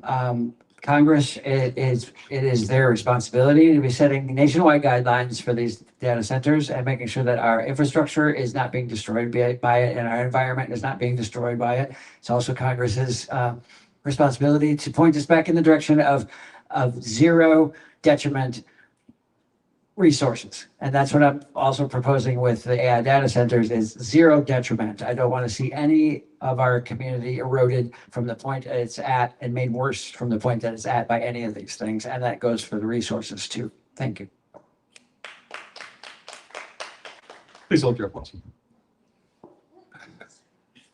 I'm just going to amplify what I've already said. We need to focus on renewable energy sources of energy and put our resources and our will towards those things. Absolutely. We will begin then with question 8 with Katrina DeVille. Or I'm pretty sure it's Katrina DeVille. Yeah. Okay. Question 8. Topic is inflation. It is no secret that the cost of living is unsustainably high. Wisconsinites cannot afford to start families, buy their own homes, or live with basic dignity. What actions would you take in Congress to alleviate this problem? How many hours do you have? So affordability is pretty much the biggest problem that we have in this nation right now, and this state is no different from that. We need to address the issue of affordable housing. Green Bay by itself will have a detriment of 7,000 housing units by the year of 2040. That means they won't have 7,000 enough housing units. There's things that we can do at the congressional level of creating grants and programs that take existing vacant office buildings, existing vacant warehouses, and convert those into living facilities. Also, we can use the power of the federal government to go in and change zoning laws that have been upside down for forever, where small local communities haven't been able to get it done. Federal government, Congress can come in and say, instead of just allowing one family to live on this acre property, hypothetical, picking out of the air size, we're going to make it so that you can have 8 families living on there in like a tiny home community. I've been around this district and outside of this district. Oshkosh, the perfectly good prime example. On the north end of Oshkosh, there's a tiny home community right there. And it's great to see all these people have a home that they can call their own. And it's, we have right now, the average age to be able to afford your first home is 40 years old. And I think that's absolutely upside down. We need to be doing things that bring down the cost of those homes, bring down, make buying a home more affordable, but also make sure that we can have like rent stability and things like that. It's a 4-hour question. It is. Thank you, Katrina. Minute 30 seconds to Rick Cross. The question is, it is no secret that the cost of living is unsustainably high. Wisconsinites cannot afford to start families, buy their own homes, or live with basic dignity. What actions would you take in Congress to alleviate this problem? Well, first and foremost, although this isn't the root cause, but we have to address this immediately, and that's raise the minimum wage to a standard of living equal to a living wage. And then Congress do its job on a regular recurring basis of reviewing the difference between those two metrics to make sure that there's a standard of living below which nobody should be existing. Nobody. And if there is a gap, we take steps to close that gap with social service programs, things that have been cut unilaterally by this current regime. I'm also thinking about this from a supply chain perspective, because again, I'm in supply chain management and logistics. We're at war where strategic choke points throughout this world are now up for grabs. The Strait of Hormuz being just one of them. That has impacted the cost of living in ways that we still haven't seen the end of this nightmare. I don't even know if the genie can ever be put back in the bottle before he launched this illegal war. So we've got to put an end to that. We've got to restore freedom of navigation, freedom of the seas. The whole thing that a free-flowing economy is based upon is at risk. You got merchant mariners who are afraid to go to sea, but they didn't sign up to get killed or be torpedoed or go into a minefield. So we've got to fix that. And Congress has the responsibility to fix that problem. Thank you. I can go on as well, Katrina. Good question. I do talk a lot about rural America, but I don't want to talk about that for a second. I want to talk about everybody here in this room. We've all invested in the University of Wisconsin, and this Wisconsin idea is so important because it creates really, really great ideas. One of the great ideas out of UW that I'm running on is something called the Tiny Tax. It was created at UW-Madison. And what it would do is it would address the other side of the coin. So bringing costs down is really, really important, but putting more money into the hands of people who will spend it is critically important. The Tiny Tax is amazing because it shifts the burden away from working folks and retirees, which is most people in our district, and shifts that burden upwards to billionaires, mega millionaires, large corporations, and Wall Street speculators. It would return about $2.2 billion a year just to our congressional district, an average of $8,000 per household. So these numbers are all just really, really impressive, but it also comes on the flip side of reducing costs and putting more money into the hands of people who are going to spend it, which is everybody in this room. I believe in public infrastructure, and this idea of the Wisconsin idea is so critically important and so beautiful because it helps all of us. And if one theme for my campaign is that I'm running on universal issues. So this is something that really impacts everybody here in this room. Again, shifting that burden upwards makes a whole lot of sense. It would eliminate the need to ever file a tax return ever again. It would return an average of $8,000 per household right here in our district and give a whole lot more money for people to spend on housing and healthcare and schools and roads and bridges and the things that we can all reach and touch and use. 30 seconds to rebut. Katrina DeVille. Because it was such a big question, there's so much to cover with it, but there's 3 words that I want to make very clear with everyone in this room that I intend to do if I'm elected to this seat. and it's tax the rich.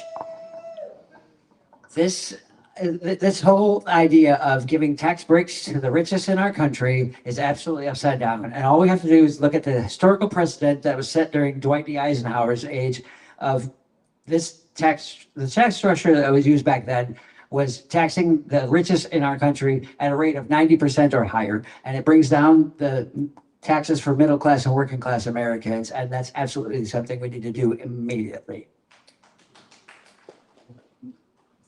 I agree. You tax the money. There's dollars sitting. People are holding wealth. You're a wealth manager, Mark. You've been the beneficiary of the very loopholes we're seeking to close. But what we need to do is tax the money, the value, and as it appreciates in value, it gets taxed, just like your home does every year. That's how you get money into the system. That's how you do it. You don't do it with a regressive tax. It's been a disproven theory. I actually Googled tiny tax months and months ago when I first heard it. And your name was the only one that came up because you're an army of one that's advocating this. It's a disproven theory. What the reality of it is that we've got to tax in the dollars that are, oh, sorry, I'll be quick. You can mill around and talk to everybody after the. So I don't know what information you have that I don't have and the loopholes that I've taken advantage of, but I haven't taken advantage of any loopholes at all. You mentioned at one of our previous meetings that there are special loopholes for wealth managers. I was a financial planner and I paid taxes at the rate that everybody else pays taxes at. And I was proud to do that. I've always paid my fair share of taxes and I always will. I give away 2/3 of my company to my employees and most of them who were women. So the issue of me getting special treatment is just ludicrous. The other thing that I would mention, if I can just respond to that piece of it. I'm sorry, I cut Rick off. I have to cut you off too. That's fine. Apologize. We have one additional question, and this will begin with Rick Crossing. Question, 1 minute, 30 seconds. What is your plan to address food insecurity in the Fox Valley? Yeah.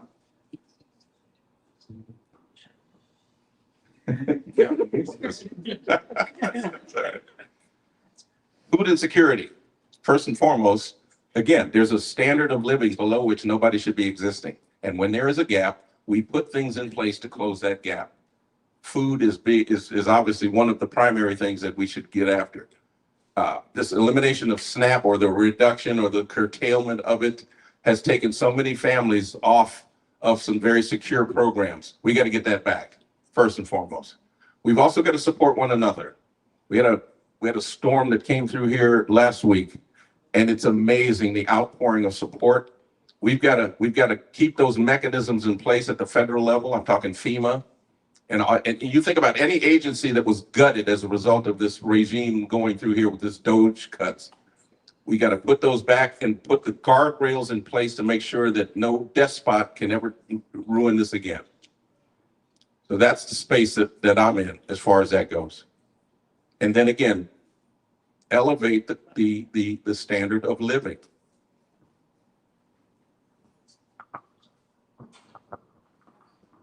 We've been living with a lie for 50 years, and that started with the Reagan administration, and that is that trickle-down economics will somehow benefit all of us. How can that possibly be the case when in the school district of Appleton, 40% of students qualify for free and reduced lunch? In a hard-hit Menasha, hit by a tornado, my heart just goes out at that community. I used to live on Doty Island, and I used to live and work, and I was part of the economic development team there.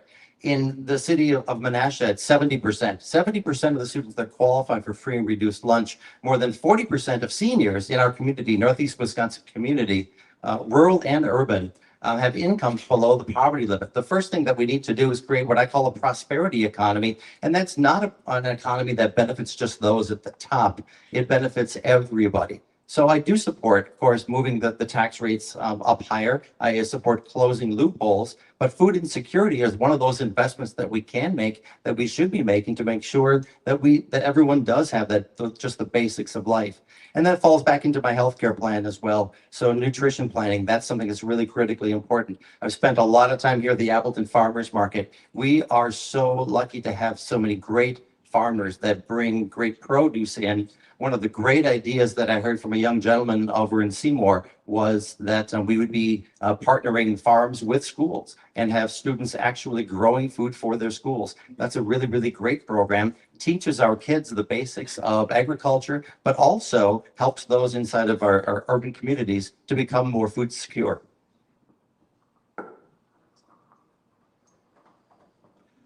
Commissioner DeVille, what is your plan to address food insecurity in the Fox Valley? 1 minute, 30 seconds. I think we need to have Congress members in position from Wisconsin that are willing to compel the other colleagues in Congress to go after the things that have been used as tools against the American people to take food stability away from us. And what I'm talking about is Public Law 119-21, otherwise known as the One Big Beautiful Bill. That was a budget reconciliation bill that was pushed through. And I think that we need to throw that out and start over. That there's so much that is hedged inside that One Big Beautiful Bill, whether it's the rescinding of clean air study monies, the rescinding of clean vehicle monies, the additional $178 billion that was given to ICE under Chapter 9 of the One Big Beautiful Bill. There's so many things in there that are upside down for the American people, but I think that a lot of it comes down to there's basic things within this country that everybody needs to survive, and it's food, water, healthcare, affordable housing, the basic tenets of life that everyone needs. And when you have malicious governments that will hold those things over our head, it's trying to make us do things that we don't want to do because they're holding us hostage by the tenets of life. We need to make sure that those things can't be attacked by a malicious government anymore. And that starts with throwing out that One Big Beautiful Bill and rewriting it. Thank you. 30 seconds to rebut to Mr. Crossen. No real rebuttal, just an amplification of the fact that government can definitely be on the winning side of things with regard to food and setting those conditions, and to be supportive of agencies and entities. I served on the Green Bay School Board for a year. I saw firsthand how the school district took it upon itself to feed these kids nutritious meals, not only during school hours, but after school and in the summertime. And again, the funding should be there. We shouldn't have to ask for these types of things. It should be just something that is to be seen as an investment.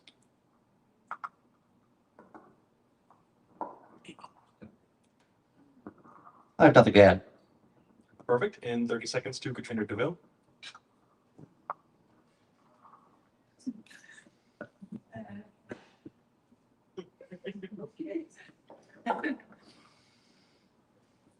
I think there's new ways to be able to address old problems. And I think we need to be looking outside the box with any of these things that we're talking about, because they continue to be problems as we move along. And as my life gets older, everyone's lives get older, we still continue to struggle with these same problems. And we have to look to leaders who have made positive changes and what they've done and learn from them.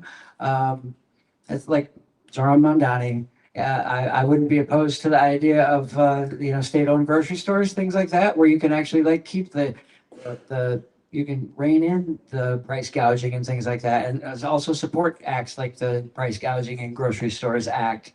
Thank you, Mrs. DeVille. You're welcome. And if I could be permitted a short moment. None of us are. Oh, sorry. No, he had. Sorry. Yeah, Rick already did. I'm sorry. If I could be permitted a short moment. None of the Fox Valley Young Democrats are going to get elected to Congress this year. But we are trying our own project. First of all, thank you everyone in the crowd for coming to the debate. We're going to have closing statements after this. So thank you everyone for coming. Thank you everyone volunteered. Thank you again for grades. Really appreciate it. We are building a network of free pantries across Winnebago, Calumet, and Outagamie counties. And if you are able, we would love if you could help us raise money to supply and build these little pantries. You can check out the QR code on the pantry or on this slide if you'd like to donate. Again, thank you very much. And then we will go now to closing statements from the candidates. 2 minutes, starting with Mark Scheffler.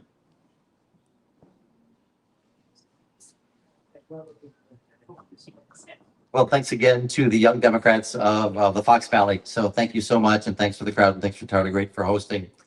I've said from day one that I really have just been so grateful to have Rick and Katrina running with me for this seat. Politics isn't easy, and we get a lot of poison thrown our way. And the thing that I think has just been wonderful about this race is that we've overwhelmingly stayed on topic and on issue and on positivity. And that's really what people are looking for in the district. You're not going to see a lot of differences in policy, really. You've heard tonight that we agree on a lot of things. The big issue for me is just who can get us over 50%. And I've talked a lot about that. You know, we all have an obligation to vote for the person that we think can best represent us. And that's the wonderful thing about having three folks in this race. Again, this is the first time we've had a primary in 20 years. And so you as voters and voters across the district, hundreds of thousands of voters in the Northeast Wisconsin corridor have an opportunity to put your stamp on this election by picking the candidate that you think is going to represent you best. But it really does go beyond that. And it goes beyond just picking the candidate that you like best, but also looking at who in your heart you think can get us over that 50% threshold. We all deserve this seat. We've worked hard. We've pounded doors. We've talked policy. We've done door knocking. We've done lit drops. We've done it all. And that work's not going to stop after August 11th. It's going to get more and more important. My pledge is that if I don't win this seat on August 11th, that I will support Katrina or I will support Rick, whoever wins, because the stakes are high and we should stay laser focused on the most important issue. Who can unseat Tony Weed on November 3rd? Voters, thanks. Pull the weed. Voters, thank you so much. And I really appreciate you. I'll be around afterwards for questions. Thanks, everybody.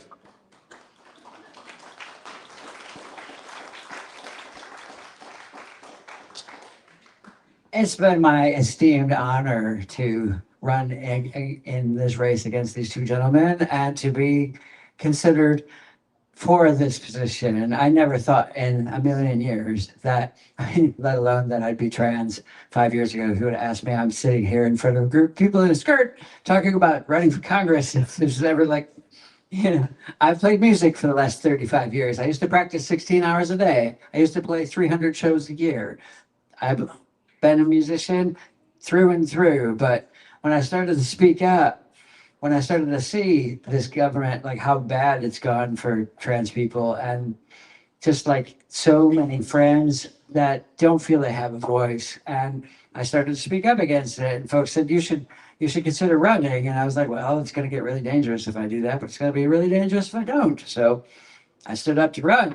And I get death threats every day. And there's been a couple of my events I've had to cancel because I've had 50 or 60 death threats that day. And I offer things through my campaign to try and give the community back things that they can use to defend themselves. Like I offer a concealed carry class through my campaign because I think it's important to also do things in real time that can contribute back to people's lives right now and can give them something positive back right now that they can use to feel safer and to feel like people are here that care, because we are.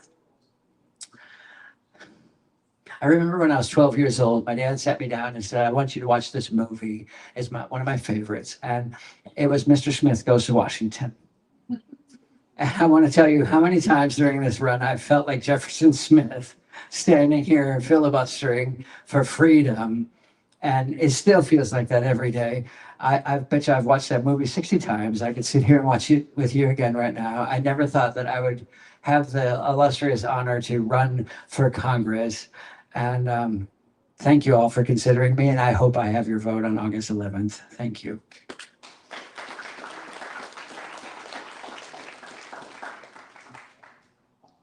The operative word in the job title is representative. It means that this isn't about Rick Crossan's ideas and a bag of Rick Crossan's plans. This is how somebody, a freshman congressman, can show up in Washington, D.C., immediately hit the ground running, plugging into the centers of power, centers of gravity, and all of the initiatives that we have, that we need and we want, because I've heard it from each and every one of you, and move those things forward, and then come back to you on a regular, repeating basis.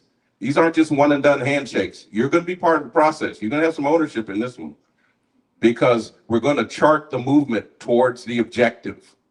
I'm a soldier. I'm a warrior. The owner of this organization here, he and I just figured out that we're both Black Hawk pilots, UH-60 pilots. We see the threat from a 360-degree perspective. That's how I'm going into this fight. And let's not kid ourselves. These boys that are holding on to this thing, they do not intend to give it up willingly. If I thought this was broken, we'd be having a much more radical conversation right now. I think it's bent, it's severely bent, but we can get in there and fix it. I think my generation owes that to the young Dems. And by the way, if I win, when I win, you're coming with me. You're going to be part of this. We got this. And Mark, I appreciate your support because I'm going to need it. So we got this. Let's make sure, and you're right after that election, we're moving forward. We already got a plan for August 12th, and it involves town halls, expansion of our message, because we're going into every one of these conversations from a position of strength. Thank you.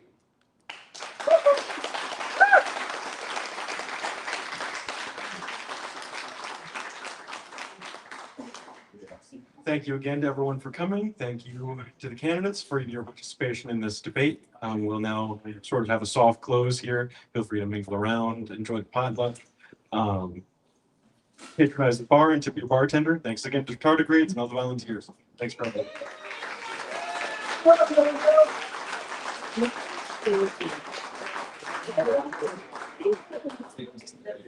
And could you guys stay on the stage for a second? We can get some pictures.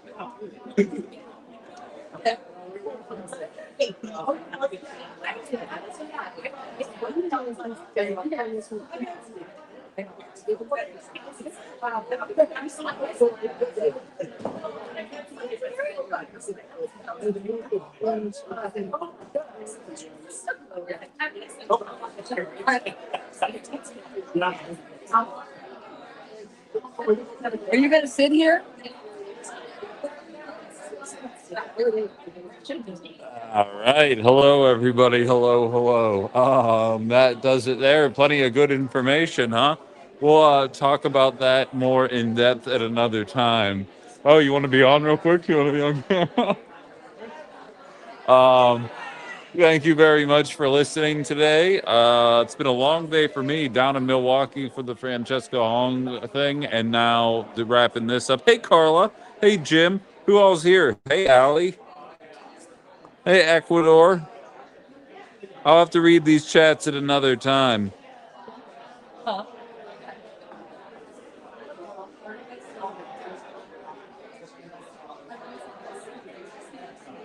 Hello, Allie. Thanks for letting everybody know what's going on. All right. Tomorrow, I'm going to be at Justin's house. Still no internet, but we're going to make it happen. I'm going to get the hell out of here. I've been going since 7 in the morning. I'm a sleepy guy. I'll talk to you guys then.